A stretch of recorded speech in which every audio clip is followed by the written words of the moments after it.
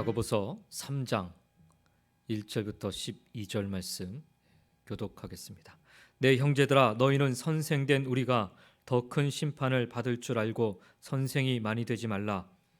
우리가 다 실수가 많으니 만일 말에 실수가 없는 자라면 곧 온전한 사람이라 능히 온 몸도 굴레 씌우리라.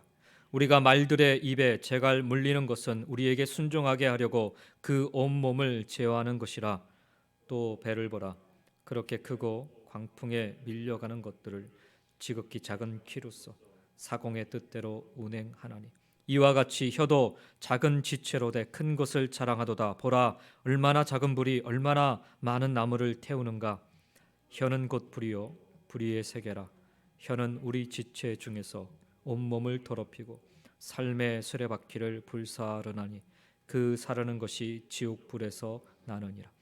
여러 종류의 짐승과 새와 벌레와 바다의 생물은 다 사람이 깃들일 수 있고 길들여 왔거니와 혀는 능히 길들일 사람이 없나니 쉬지 아니하는 악이요 죽이는 독이 가득한 것이라. 이것으로 우리가 주 하나님을 주 아버지를 찬송하고 또 이것으로 하나님의 형상대로 지음을 받은 사람을 저주하나니 한 입에서 찬송과 저주가 나오는도다. 내 형제들아, 이것이 마땅하지 아니하니라.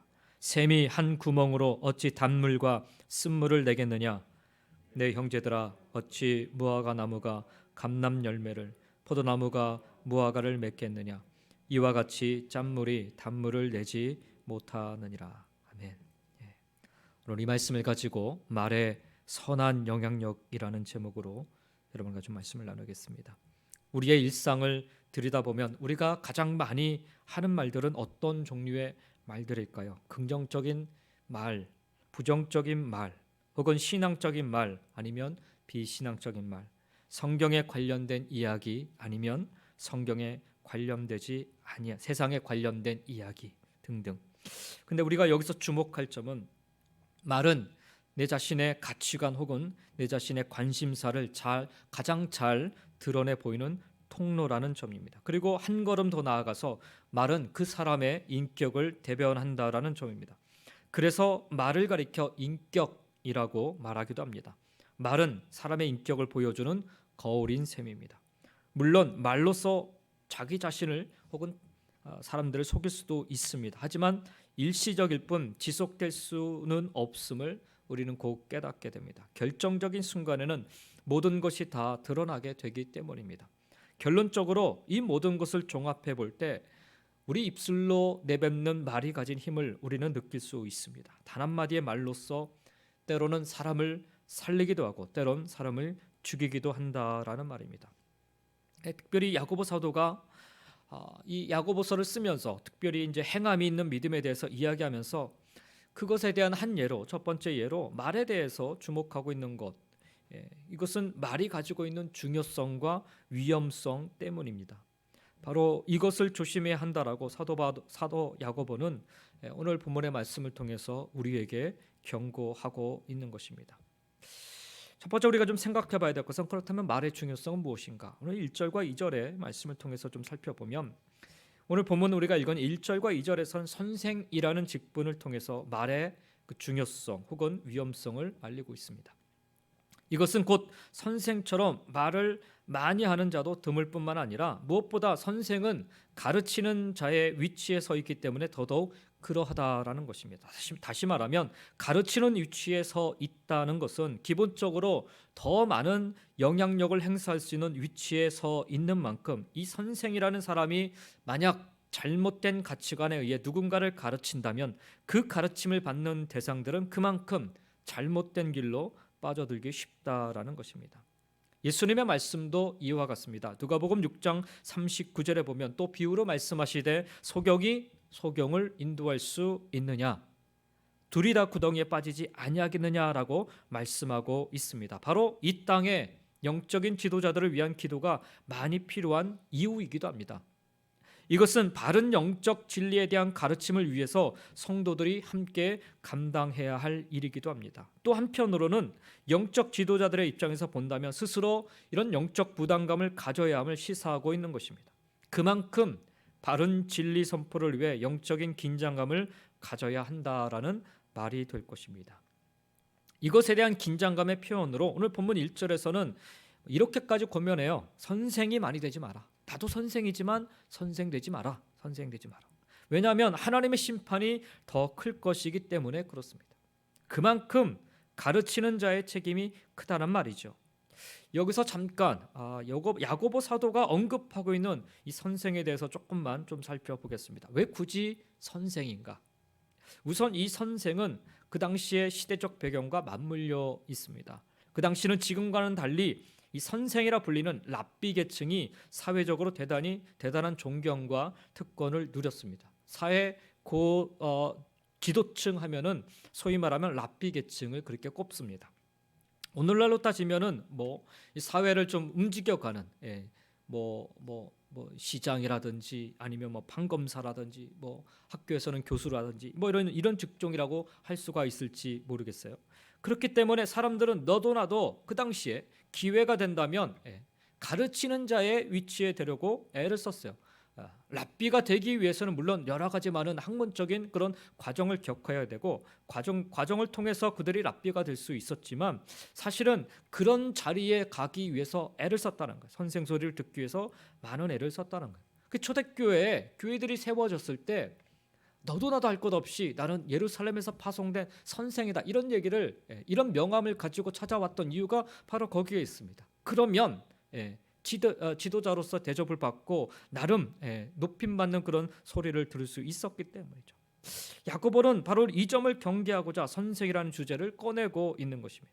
곧 책임과 사명에 의한 것이 아닌 다른 사람들의 존경 혹은 부러움 혹은 박수갈채를 받기 위해서 이 랍비 자리를 갈망하는 사람들을 일깨우려 했던 것입니다. 소위 말하면 높은 자리, 성공한 자리에 오르고 싶어하는 그 당시 사람들의 심리를 지적하고 있었던 것입니다. 그러나 선생의 자리는 존경과 박수만 받는 자리가 아니라 책임이 따르는 자리죠.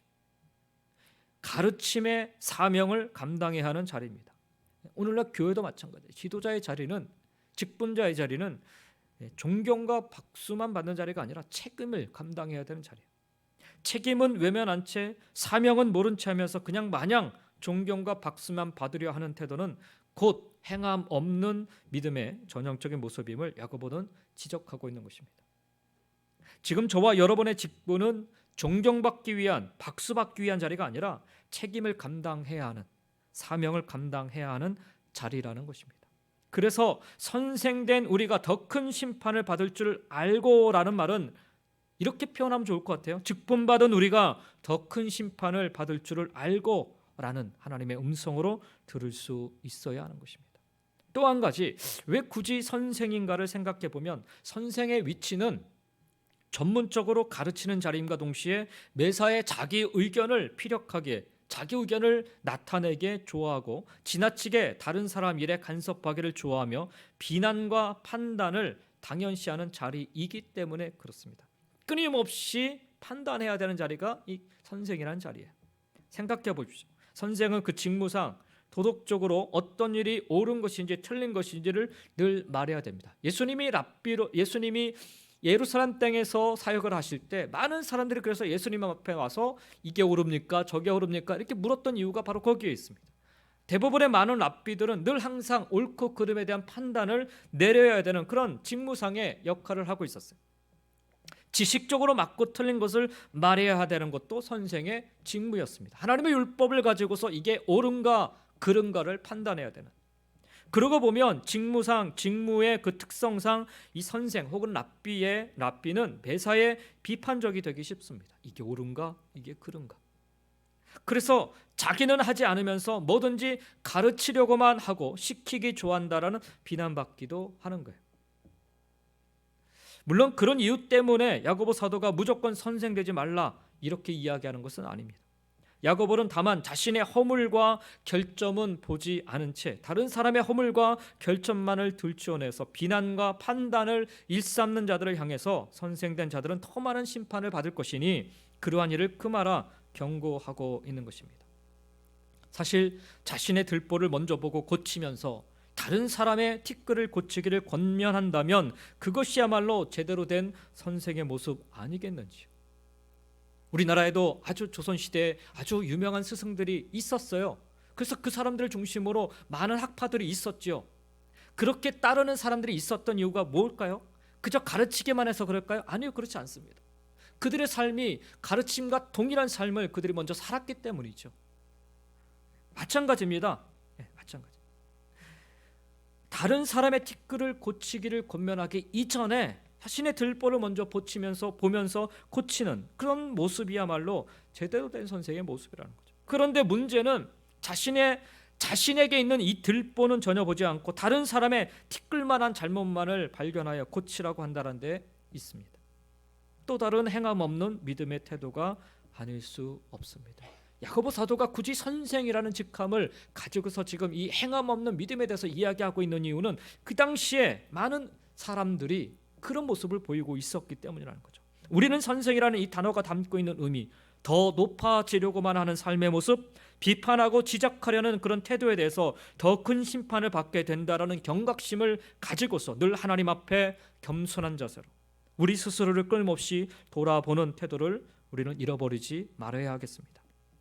자, 그렇다 하여서 우리는 선생이 많이 되지 말라라는 이 권면을 단순히 문자 그대로 받으면 또한 안 될 것입니다. 예수님께서 마지막 남기신 지상 명령에서도 알 수 있듯이 마태복음 28장에 그러잖아요. 그러므로 너희는 가서 모든 족속으로 제자를 삼아 내가 너희에게 분부한 모든 것을 가르쳐 지키게 하라 라고 말씀하셨어요. 그러니까 우리는 예수님을 믿는 우리는 가르쳐 지키게 해야 되는 사명을 갖고 있는 사람들입니다. 뭐 저와 같이 목사들만이 가르치는 사명을 갖고 있는 게 아니고 우리 교회 뭐 안수리사님이나 장로님들만이 가르치는 사명을 갖고 있는 게 아니라 우리 모두 믿는 사람들은 주님의 명령을 따라 순종하는 사람들은 바로 모두가 다 가르쳐 지키게 하는 이 선생된 사명을 감당하는 거예요. 이게 우리 모든 성도들에게 주어진 공통된 사명이라는 것입니다. 단 오늘 본문의 권면처럼 이 선생의 위치를 그래서 쉽게 생각하지 말라라는 거예요. 가르치는 사명을 감당해야지만 이 선생의 위치를 잘못된 생각을 가지고 생각하지도 말아야 되지만 또 쉽게 생각하지 말아요. 왜냐하면 이 선생의 위치는 어찌됐든 간에 말을 많이 해야 되기 때문에 실수가 많을 수밖에 없어요. 오늘 본문 2절에선 그래서 만일 말에 실수가 없는 자라면 곧 온전한 사람이라 라고까지 말하고 있는 것입니다. 그리고 자기가 하는 말을 통제할 수 있는 자라면 온몸도 지혜할 수 있는 사람이라 평가하고 있습니다. 분명 우리 모두는 실수 많은 인간이지만 그 실수는 말을 통해서 가장 많이 드러난다는 사실을 우리는 부인할 수 없을 것입니다. 이처럼 말의 실수를 언급하면서 야고보 사도는 나 역시 실수가 참 많은 사람이다라고 고백하고 있는 것을 보게 됩니다. 야고보가 누구냐면 당시 예수님의 형제였고 제자였어요. 갈라디아서 2장 9절에 보면은 초대교회 기둥이라고까지 칭함을 받고 있었던 사람이었습니다. 수많은 예수님의 제자들이 있었음에도 불구하고 야고보는 그 얼마나 이 사람이 경건하고 그 의로운 삶을 살았던 사람인지 초대교회 전승에 의하면은 당시 많은 사람들에게 의인 야고보라 불릴 만큼 그렇게 인정받았어요. 그래서 예루살렘 교회의 지도자로 야고보를 세운 거예요. 모두가 다 존경하기 때문에 그렇습니다. 그런 그가 오늘 본문 2절에 가서 뭐라고 하냐면 우리도 선생인데 나도 선생이지만 우리가 다 실수가 많다라고 고백하고 있어요. 야고보도 어린 아이처럼 넘어지고 다시 일어나고 또 넘어지기를 되풀이하고 있음을 고백하고 있는 것입니다. 많은 경건의 훈련을 통해 인정받고 있기에 나는 죄와 심판에서 자유롭다, 벗어났다 이렇게 자랑하는 것이 아니라 당시에 많은 그런 잘못된 거짓 사도들이요 이렇게 했어요. 나는 경건의 훈련을 잘했기 때문에 나는 죄 짓는 사람이 아니야. 나는 의로운 사람이야. 스스로 떠벌리고 다녔다는 거죠. 근데 야고보는 그렇지 않아요. 오히려 그렇게 더 큰 심판을 받을 수 있음을 인정하면서 자신만은 그 모든 것에서 예외가 된다라는 교만한 자세가 아니라 모든 사람들과 동일한 위치에서 겸손한 모습으로 복음의 진리를 교훈하고 있는 것입니다. 중요한 것은 야고보 사도처럼 교회 기둥처럼 모두에게 존경받고 쓰임받는 자라 할지라도 얼마든지 말에 실수를 할 수 있다라는 사실을 인정해야만 하는 거예요. 그런 불완전한 사람임을 고백하면서 말에 대한 연단과 인내를 통해 훈련되어져 갈 때 우리는 비로소 온전한 사람으로 오늘 말씀처럼 온전한 사람으로 성숙되어 갈 수 있을 것입니다. 그래서 야고보는요, 말에 대한 훈련으로 이미 1장 19절에서 이렇게 얘기해요. 내 사랑하는 형제들아, 너희가 알지니 사람마다 듣기는 속히 하고 말하기는 더디하며 성내기도 더디하라 라고 이미 권면하였어요. 여러분, 우리에게는요, 매사에 빨리 해야 할 일이 있는가 하면 천천히 늦게 해야 할 일이 있습니다. 이것을 우리는 잘 훈련해야 됩니다. 사람들이 많은 경우에 실수하는 이유가 이것이 잘 훈련되어 있지 않기 때문입니다. 빨리 해야 할 것과 늦게 해야 할 것이 무엇입니까? 듣는 것은 속히 하고 말하는 것은 더디해야 합니다. 그런데 많은 경우에 이것을 거꾸로 해요. 그래서 듣는 것은 천천히 하고 말하는 것은 얼마나 빨리 하는지.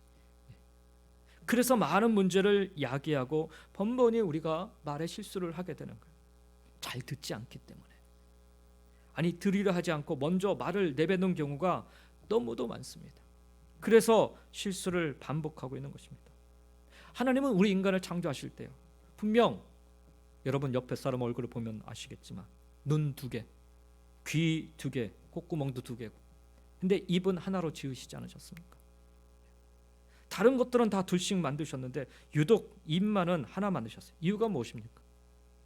많은 것을 보고 많이 듣고 냄새도 맡되 말은 적게 하고 더디하라는 그런 창조의 원리 아니겠습니까? 여러분 한번 상상해 보시죠. 말이 만약에 2개일 거라.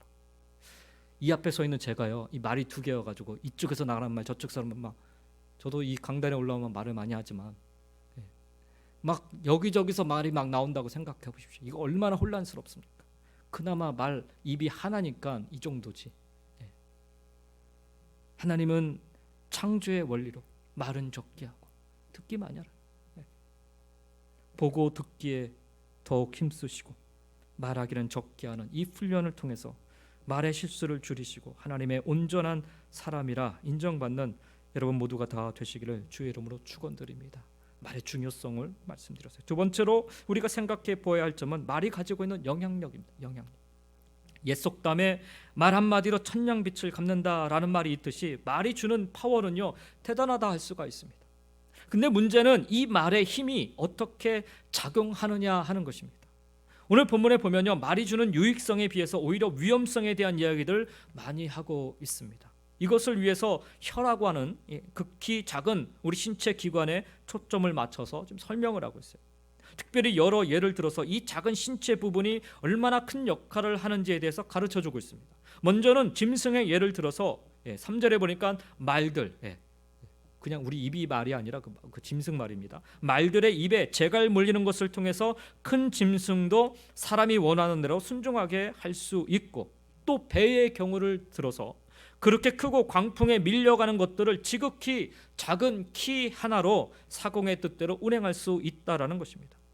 첫 번째 그 짐승의 말의 비유를 통해서는요, 이 작은 혀가 우리 삶을 좌우할 수 있음을 이야기하고 있는 것입니다. 그리고 두 번째, 이 배를 통한 비유는 작은 혀가 우리 삶의 방향을 결정할 수 있음을 이야기하고 있습니다. 한 10년 전인가요? 한국 TV에서 알려지기 시작한 노래, 말하는 대로라는 그런 노래가 있어요. 20대 젊은이들에게 아주 큰 인기를 끌었던 노래이기도 합니다. 난 한데 난 할 수 없어라고 외치며 좌절하며 살던 젊은이들에게 말하는 대로 된다며 이왕이면 난 할 수 있어, 난 이겨낼 수 있어라고 힘내어 외치라 도전하는 그런 가사의 노래였습니다. 절망하는 젊은이들에게 그런 희망을 주고자 쓴 곡이었어요. 우리의 입으로 고백되어지는 말이 우리 삶을 좌우할 수 있다는 사실을 기억하시면서 이왕이면 믿음의 고백을 여러분의 입술로 고백하시면서 그 고백대로 여러분의 삶이 인도되기를 주의 이름으로 간절히 축원드립니다. 그렇다고 여러분 오해하지 마셔야 할 것은 내가 말하는 대로 다 된다라는 잘못된 신앙이 되어서는 안 돼요. 믿음의 고백대로입니다. 중요한 거. 믿음의 고백대로. 여호수아와 갈렙이요, 정탐을 하고 와서 이스라엘 백성들 앞에서 이 믿음의 언어로 믿음의 고백을 그 백성들 앞에서 하지 않습니까? 민수기 14장에 보면은 8절 9절에 여호와께서 우리를 기뻐하시면 우리를 그 땅으로 인도하여 들이시고 그 땅을 우리에게 주시리라. 이는 과연 젖과 꿀이 흐르는 땅이니라. 다만 여호와를 거역하지 말라. 또 그 땅 백성을 두려워하지 말라. 그들은 우리의 먹이라. 그들의 보호자는 그들에게서 떠났고 여호와는 우리와 함께 하시느니라. 그들을 두려워하지 말라. 이렇게 고백을 합니다. 이 여호수아와 갈렙의 이 믿음의 고백대로 출애굽 1세대 중에 이 두 사람만이 가나안 땅을 차지하였습니다. 우리의 입으로 고백되어지는 믿음의 고백이 우리의 삶을 좌우할 수 있다라는 사실을 여러분 기억하시면서, 그 당시에 많은 10명의 정탐꾼을 비롯하여서 그 10명의 정탐꾼의 그 고백을 듣고 우리가 다 죽게 되었다라고 입술로 고백했던 사람들 1세대는 다 죽고 말지 않습니까? 우리 입으로 고백되어지는 이 믿음의 고백이 우리 삶을 좌우할 수 있다라는 사실, 이거 기억하면서 여러분 삶 속에 믿음의 고백 많이 하시면서 그 입술의 고백대로 여러분의 삶이 하나님의 뜻대로 인도되어져 가기를 주님의 이름으로 간절히 축원드립니다. 또한 지극히 작은 키와 같은 혀로 여러분의 삶의 방향이 결정될 수 있다라는 사실 또한 여러분 기억하시기 바랍니다. 지난 주간에 우리가 묵상한 사무엘상 25장 말씀에 보면 아주 지혜로운 여인 아비가일이라는 여인의 이야기가 나옵니다. 그녀의 남편이었던 나발이라는 사람은 어리석고 탐욕스러운 사람이라 다윗이 그의 그 양떼들을 지키고 보호해 줬음에도 불구하고, 그 호의를 받았음에도 불구하고 양털을 깎는 그 잔칫날에 다윗이 음식을 청하자 다윗을 무시하고 다윗의 요청을 외면합니다. 나는 그런 불량배 같은 자는 모른다, 이렇게까지 얘기를 해버려요. 그래서 다윗이 그 이야기를 전해 듣고서는 화가 머리끝까지 나서 이 나발 가문을 그냥 멸절해야 되겠다. 그리고서 군사를 이끌고 나발한테 찾아가는 적이 있어요. 그때 그 소식을 들은 아비가일이, 나발의 그 아내였던 아비가일이 다윗 앞에 얼른 쫓아 나와가지고 아주 지혜로운 말로 다윗의 분노를 사그라뜨립니다. 뭐라 하냐면, 이미 하나님께서는 당신을 위하여 든든한 집을 세우시기로 작정하셨고 친히 당신을 위해 하나님이 싸우시니 당신에게서는 악한 일을 찾을 수 없다라고 이야기하면서, 훗날 당신이 왕으로 세움받았을 때 여기 나발을 죽인 것으로 인한 이 무지한 피를 흘린 사실로 오점을 남기지 마십시오라고 그렇게 간청을 합니다. 다윗이 이 아비가일의 이 지혜로운 말을 듣고 나서는 머리끝까지 올라왔던 그 분노를 그치고 복수를 멈춥니다. 그리고 아비가일을 칭찬해요. 참 지혜롭다, 참 지혜롭다. 친히 한 사람의 그 오만한 말, 나발의 그 한 사람의 오만한 말이 한 집안을 몰락시킬 그 위험에 빠뜨렸었는데, 한 사람의 그 지혜로운 말로, 아비가일의 그 지혜로운 말로 한 집안을 구원하게 되었습니다. 나발은 결국 자신이 한 말로 인해서 두려워서 죽고 맙니다. 그리고 아비가일은 자신이 한 지혜로운 말로 인하여서 훗날 다윗의 아내가 됩니다. 우리의 혀는 이와 같이 큰 배를 움직이고도 남는 작은 키와 같이 우리 삶의 방향이 우리의 혀로 결정될 수 있음을 기억하시면서, 특별히 우리가 사순절을 보내고 있는데 이번 사순절을 지내며 여러분의 입술의 말로 말미암아서 여러분의 삶의 방향이 하나님이 정말 기뻐하시는 모습으로 나아갈 수 있기를, 그리고 나아가 이왕이면 생명을 구원하는 일에 쓰임받을 수 있기를 주님의 이름으로 간절히 축원드립니다. 자, 그러면 오늘 본문에서는 또 한 가지 예를 들어서, 오늘 본문에 또 한 가지 예를 들어서 보다 구체적으로 혀가 가진 위험성에 대해서 가르쳐주고 있습니다. 5절 말씀에 보니까 이와 같이 혀도 작은 지체로 돼 큰 것을 자랑하도다. 보라, 얼마나 작은 불이 얼마나 많은 나무를 태우는가. 마치 북경에서 작은 나비의 날개짓 하나가 일으킨 바람이 공기의 파장을 타고 여러 바람과 만나서 한 달 후에는 뉴욕에 큰 폭풍이 되어서 돌아온다라는, 이게 나비 효과 아닙니까? 나비 효과. 이런 것처럼 작은 불 하나가 큰 불을 일으켜서 모든 것을 태우듯이 작은 혀 하나가 온몸을 더럽히고 삶의 수레바퀴를 불사를 정도로 위험하다는 거예요. 불조심보다 더 조심해야 될 것이, 그래서 말조심해, 말조심. 여러분 불과 말에 가장 비슷한 점을 꼽으라면 무엇을 꼽을 수 있을까요? 아마도 번진다라는 것을 꼽을 수 있어요. 불이 무서운 이유는 번진다는 데 있습니다. 불은 아무리 작게 시작된 것이라도 조금만 시간이 지나면 주위로 마구 번져가서 나중에는 걷잡을 수 없게 됩니다. 캘리포니아에 산불이 한번 나면 몇 날 며칠 계속 타지 않습니까? 그리고는 모든 것이 잿더미로 남고야 말지 않습니까? 우리의 말도 마찬가지예요. 별로 대수롭지 않게 생각하고 조심성 없이 내뱉은 말이 처음에는 대수롭지 않아 보이지만 이게 가연성을 가진 다른 사람들의 입을 거치면서 나중에는 걷잡을 수 없이 번져나가 엄청난 파괴력을 지니게 되는 것입니다. 그리하여 그것은 자기의 온 인격을 더럽히고 때로는 인생 자체를 불살라 잿더미로 만들어버립니다. 나아가 그것은 다른 사람의 인생까지도 파멸에 이르게 할 수도 있습니다. 그래서 야고보는요 6절에서 오늘 보면 6절에서 혀는 우리 지체 중에서 온몸을 더럽히고 삶의 수레바퀴를 불사르나니 그 사르는 것이 지옥불에서 나느니라 라고 경고하고 있는 것입니다. 불보다 사실 더 무서운 것이 우리 입에서 나오는 말입니다. 불은 잘못 다루면 재산상의 손해나 육체적인 피해를 가져다 주지만 말은 잘못 다스리면 이 세상의 삶은 물론이고 영원한 삶까지 파멸로 인도하기 때문에 그래요. 그래서 사실은 잔악계나 불조심 이상으로 말조심을 해야만 하는 것입니다. 나아가 혀의 위험성을 알리기 위해서 야고보는 더욱더 절망적인 표현으로 한 가지 예를 더 들어서 설명하고 있어요. 7절과 8절에 보니까 여러 종류의 짐승과 새와 벌레와 바다의 생물은 다 사람이 길들일 수 있고 길들여 왔거니와 혀는 능히 길들일 사람이 없나니 쉬지 아니하는 악이요 죽이는 독이 가득한 것이라. 그만큼 혀를 다스리면서 절제된 언어를 사용한다는 것이 힘들다라는 말입니다. 혀는 거짓을 말하고 남을 비방하고 미움을 불러일으키고 파당을 짓게 만들고 온갖 죄를 짓게 만듭니다. 사람이 저지르는 죄 가운데 혀와 관계되지 않은 것은 거의 없다고 해도 과언이 아닐 것입니다. 혀는 사람을 전적으로 그래서 부패하게 만듭니다. 사람의 몸 전체를 더럽히고 인생 전체를 불사르는 것입니다. 그래서 혀에 대해서 6절에서는 혀는 곧 불이요 불의의 세계라 얘기한 것이죠. 8절에 가서는 쉬지 아니하는 악이요 죽이는 독이 가득한 것이라고 극히 아주 부정적으로 야고보는 표현하고 있는 것입니다. 야고보서 1장 26절에서도요. 누구든지 스스로 경건하다 생각하며 자기 혀를 제갈 먹이지 아니하고 자기 마음을 속이면 이 사람의 경건은 헛것이라 이렇게 얘기합니다. 이처럼 강력한 힘을 갖고 있는 혀를 어떻게 다스릴 것인가? 경건한 성도의 삶을 위한 아주 중요한 숙제라는 사실을 우리 모두 꼭 기억할 수 있었으면 좋겠습니다. 끝으로 9절부터 12절에서는 그렇다면 우리는 어떤 선택을 해야 되는가 이야기합니다.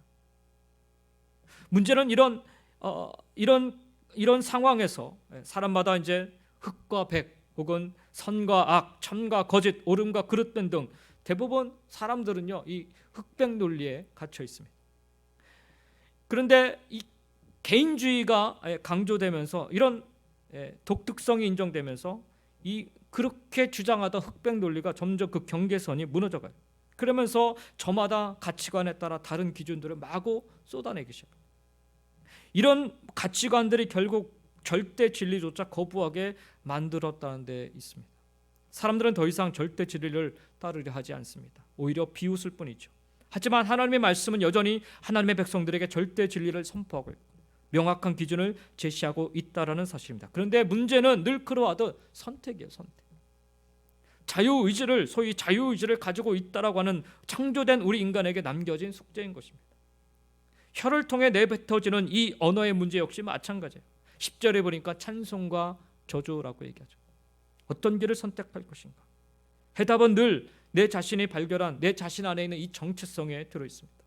때문에 오늘 본문 역시 바른 선택을 위한 성도의 정체성이 무엇인가에 대해서 가르쳐주고 있는 거예요.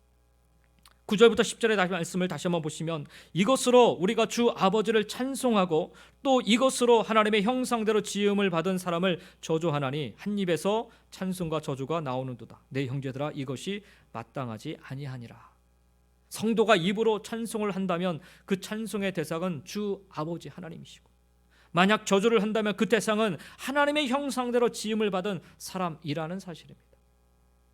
포인트는요, 중요한 포인트는 이 땅의 모든 사람은 동일하게 하나님의 형상대로 지음받은 존귀한 존재라는 점입니다. 바로 이 정체성을 발견한다면 결코 한 입으로 찬송과 저주를 내뱉을 수 없다라는 말입니다. 이에 따라 자연의 이치를 예를 들어 설명하고 있지요. 샘이 한 구멍으로 어찌 단물과 쓴물을 내겠느냐.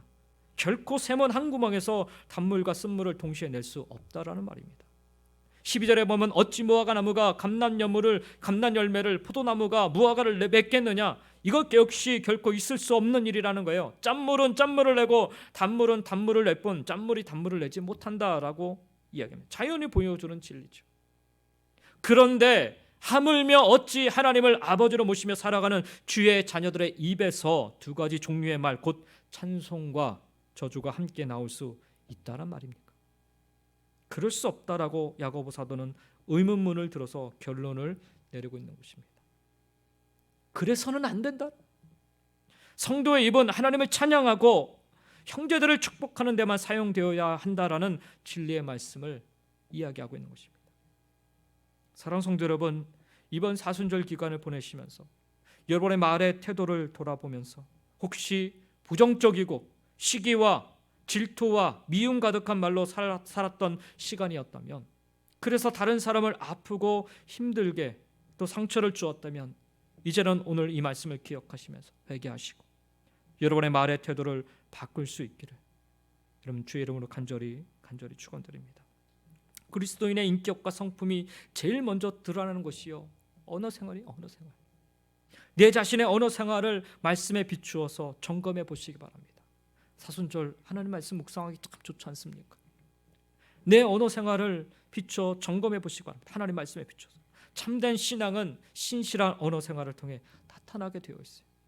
자신의 이익을 추구하기 위해 말을 수시로 바꿔서는 안 되고요. 늘 진실하고 솔직하게 말하는 법을 배우고 실천해야 합니다. 이게 습관이라서 그래요. 여러분, 그렇게 스스로 정당화시키지 마시기 바랍니다. 하나님 말씀 비춰보면 이게 습관이어도 죄가 드러나요.